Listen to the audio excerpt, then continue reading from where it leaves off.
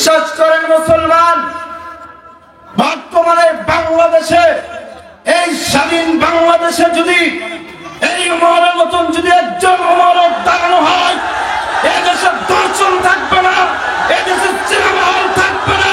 যদি একটা দর্শককে বাইতুল মুকাররমের সামনে নিয়ে উপেনে যদি তার লজ্জাস্থান কেটে দেওয়া হতো, আল্লাহর কসম এদেশে কোনো দর্শক নামে কিছু থাকতো না। কথা বলা ঠিক কিনা?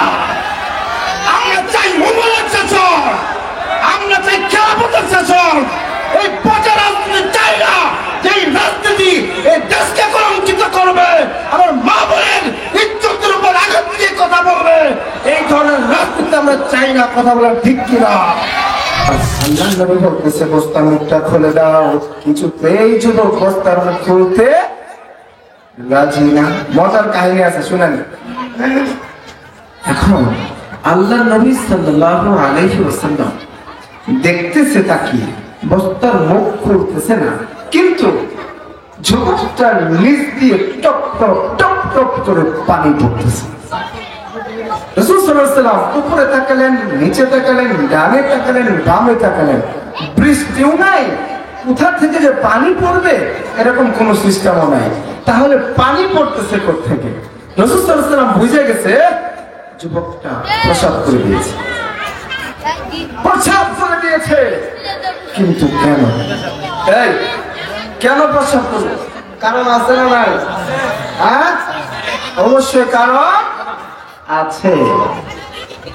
হুজুর পাক সাল্লাল্লাহু আলাইহি ওয়াসাল্লাম পিছনে তাকালেন, পিছনে তাকিয়ে দেখে এই যুবকের দিকে হযরত ওমর চোখগুলো গরম করে তাকিয়ে আছে। আল্লাহু আকবার। কিন্তু বুঝাতে চেয়েছে বিশ্বনবী আদেশ করেছে তোর বস্তা খোলার জন্য, তুই খুলতাছস না। তুই কি জানোস না আমি ওমর কে? সুবহানাল্লাহ কোন? আমি ওমরের কি ছিল? ওমরের শাসন ছিল কি? ডাইরেক্ট কল্লা কাটা।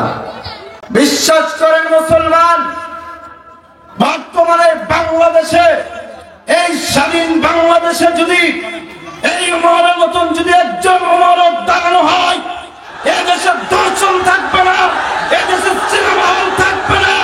যদি একটা দর্শককে বাইতুল মুকাররমের সামনে নিয়ে উপেনে যদি তার লজ্জাস্থান কেটে দেওয়া হতো, আল্লাহর কসম এদেশে কোনো দর্শক নামে কিছু থাকতো না। কথা বলা ঠিক কিনা?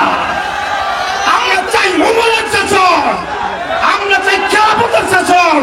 এই পচা রাজনীতি চাই না, যেই রাজনীতি এই দেশকে কলঙ্কিত করবে, আমার মা বোনের ইজ্জতের উপর আঘাত দিয়ে কথা বলবে, এই ধরনের রাজনীতি আমরা চাই না। কথা বলা ঠিক কিনা?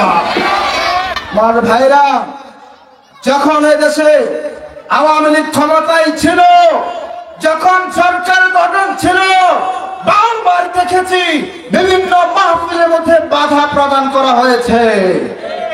বাধা প্রদান করা হয় নাই আবাসিক হোটেলে, বাধা প্রদান করা হয় নাই সিনেমা হলগুলোতে, ঠিক কিনা বলেন? বাধা প্রদান করা হয়েছে কুরআনের মাহফিলে। এতে বোঝা যায় এদেশে কুরআনের সূত্র আছে না নাই? উদ্বাস সাইবার চালাপেরা আছে না নাই? আমার ভাইরা, এগুলো চিহ্নিত করতে হবে।